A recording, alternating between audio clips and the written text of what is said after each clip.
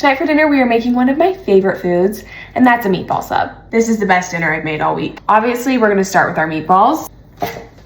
I have half a pound of Italian sausage and a little bit more than 1 pound of ground beef, half of a chopped white onion, and I chopped them really small so that you weren't getting big chunks of onion in your meatball, 3 cloves of garlic, and a couple tablespoons of fresh parsley, 1 egg, 1 tablespoon of Worcestershire sauce, half of a cup of breadcrumbs, a teaspoon of salt, pepper.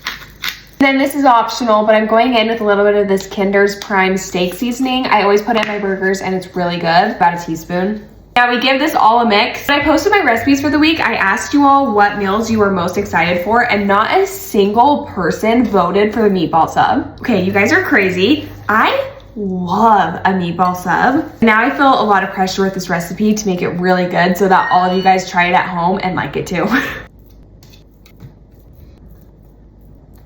I'm going to toss them in the freezer for a few minutes while we heat up our pan. Our skillet is hot and our meatballs are ready. We're just gonna sear our meatballs. They'll finish cooking in the oven.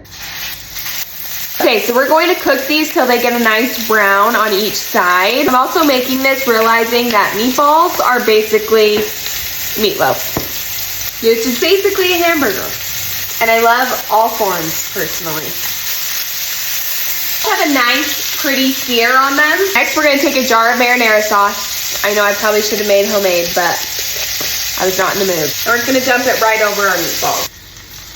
Now we're just gonna pop this in our 350-degree oven until they cook all the way through. Pulling our meatballs out of the oven. I ended up cooking them for about 30 minutes. You basically want the internal temp to be a little bit less than 160. It's time to assemble our sandwiches. Butter and mustard on this side, Parmesan, and I have some Pecorino Romano. I'm gonna pop this under the broiler, the cheese all melty and this side all warm and crusty. In the meantime, I'm gonna test out a meatball. Oh yeah, it's so good. I'm gonna put some fresh basil leaves on top. Does that not look so good? I have no words. I kid you not. This is one of the best things I've ever made.